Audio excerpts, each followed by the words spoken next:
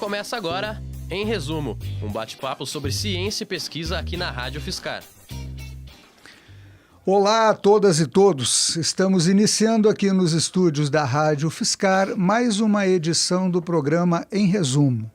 O programa Em Resumo tem como objetivo discutir com os pesquisadores as suas pesquisas e os eventuais impactos sociais que essas pesquisas possam produzir. E hoje nós estamos recebendo aqui com muita satisfação o Luiz Alves, que está fazendo pós-doutorado na USP em matemática.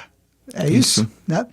E o Luiz faz uma discussão que está muito presente no Brasil hoje, que é a questão da corrupção. E, diferentemente do que se espera, que alguém que venha discutir corrupção seja um cientista social, um filósofo ou um educador, etc.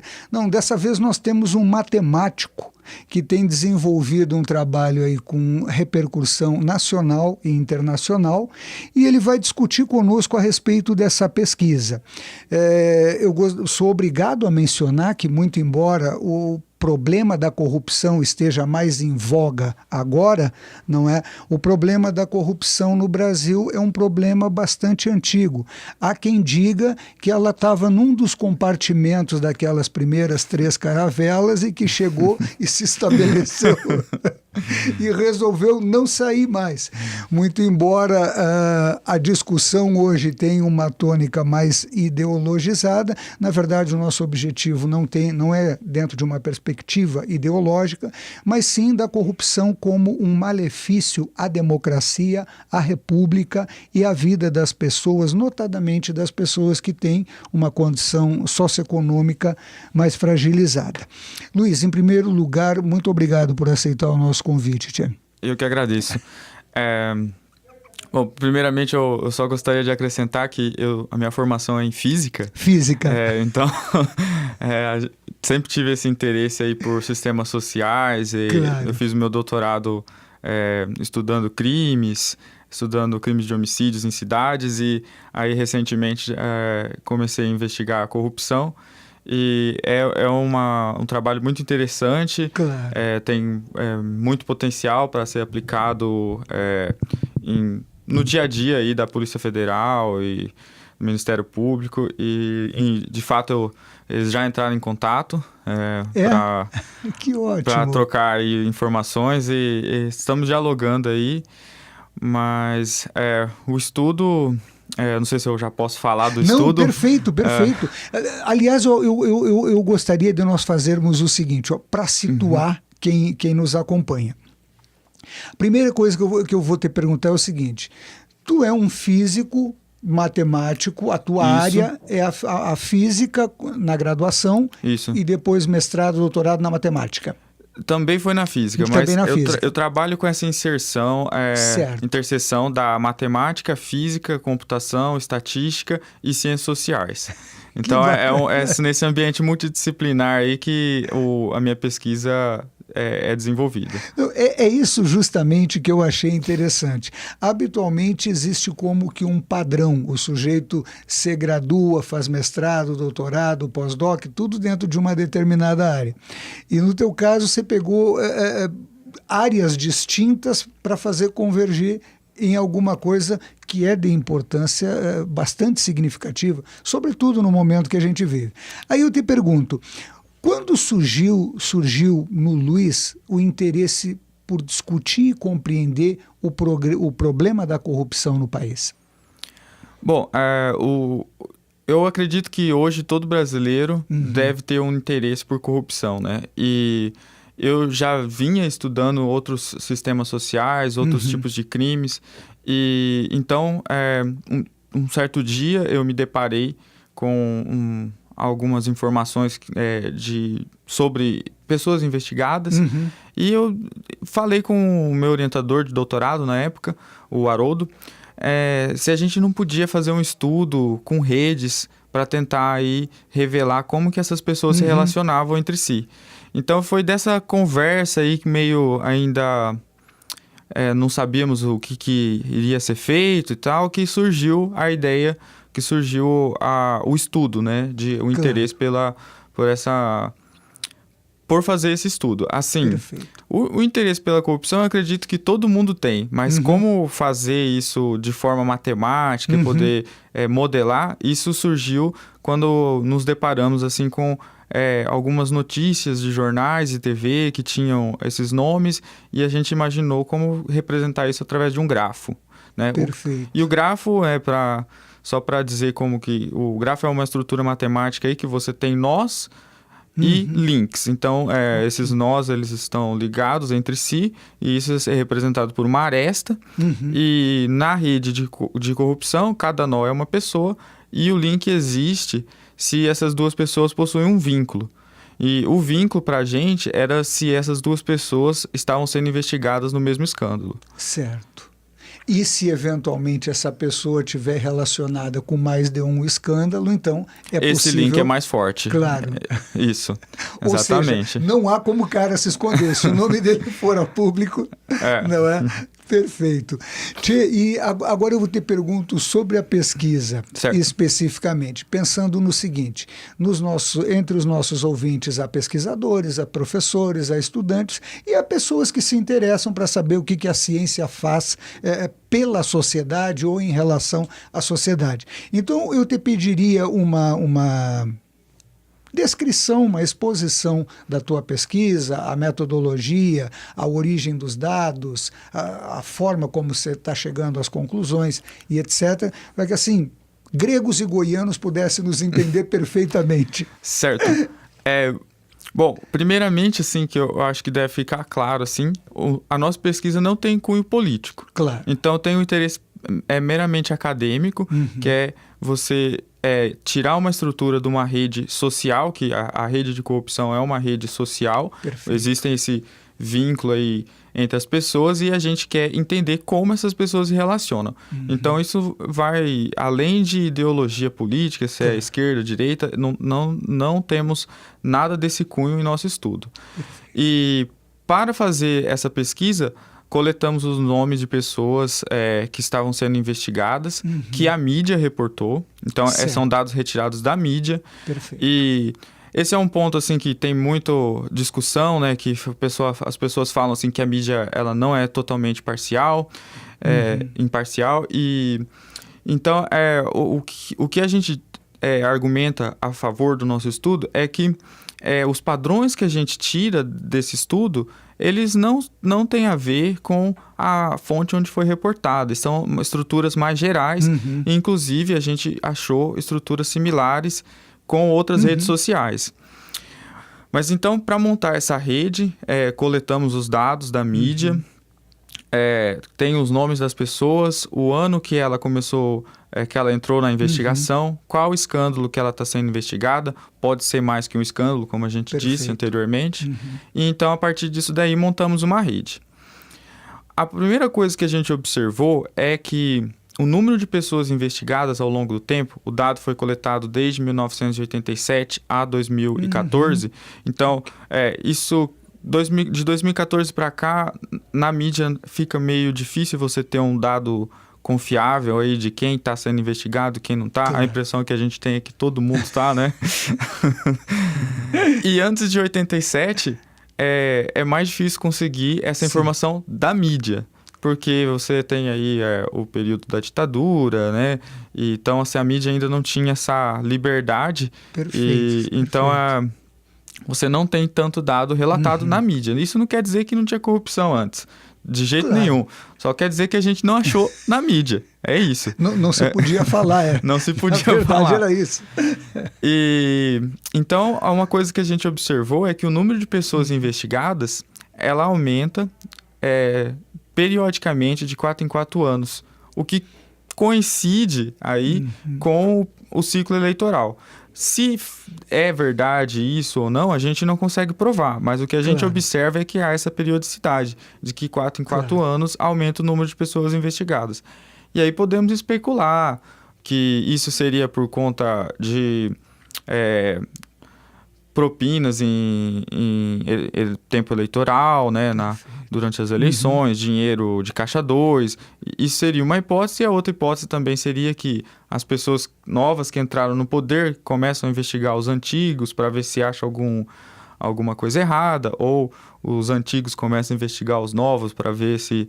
Então, assim, são várias as possibilidades, né? Mas a gente só consegue dizer isso, né? Que há essa periodicidade, de 4 em 4 anos aumenta o número de pessoas investigadas. E também o número de pessoas característico, né? O número médio de pessoas por escândalo são 8. Então isso mostra que as pessoas tentam agir em grupos pequenos, porque é mais difícil você controlar um grupo grande. E isso, na sociologia, né, tem a teoria das sociedades secretas, onde se diz que as pessoas que estão cometendo aí estão querendo esconder alguma coisa, elas se organizam aí em grupos pequenos, né? Não mais de 10 pessoas. Então isso também, apesar de não ter nenhum sociólogo no nosso estudo, né? A gente leu alguns artigos sobre isso e ficaria feliz, né? Se a gente pudesse discutir aí com pessoas que estão mais aí na área de sociologia, seria um prazer poder colaborar. Mas com a nossa limitação, o que a gente consegue concluir é isso, né? Que esses grupos são... entre 8 pessoas. E falando da rede em si, a rede ela apresenta uma estrutura modular, uma estrutura de comunidades. Então, o que isso quer dizer? Que existem alguns grupos que eles estão mais conectados entre si do que com o resto da rede. Perfeito. Então, esses grupos, identificamos 27 grupos, então apesar de ter 65 escândalos no nosso dado, com 404 pessoas, existem apenas 27 grupos, o que sugere aí então que tem alguns escândalos que na verdade eles são praticados pelas mesmas pessoas, pelos mesmos grupos, né? Pelos mesmos membros aí. E dentro dessa rede, além dessa estrutura modular, você tem a estrutura de hubs. Então, esses hubs, eles são pessoas que são conectadas muito bem dentro do grupo onde ele está e são conectadas, esses hubs são bem conectados com a rede toda em si. Então, a analogia que a gente sempre faz é com a rede de aeroportos. Então, por exemplo, o aeroporto de Maringá, você ou sai de lá para ir para São Paulo, Curitiba, Porto Alegre, ou você chega de uma outra cidade para o aeroporto de Maringá. Então, o aeroporto de Maringá seria um aeroporto periférico. Certo. O aeroporto de Guarulhos, você chega lá, você pode ficar em São Paulo, ou você pode pegar um voo para Amsterdã, um voo para Nova York, ou você pode pegar um voo para Belo Horizonte. Então, ele é um hub, ele conecta os vários grupos de toda a rede. Perfeito. Então, na rede de corrupção, existem 7 pessoas que conectam todo mundo nessa rede. Então, essas 7 pessoas, elas são muito importantes na questão de conectar a rede. Isso não quer dizer que elas são as pessoas que estão chefiando a corrupção. Mas, de certa forma, tudo que se faz tem que passar pela mão dela de alguma maneira.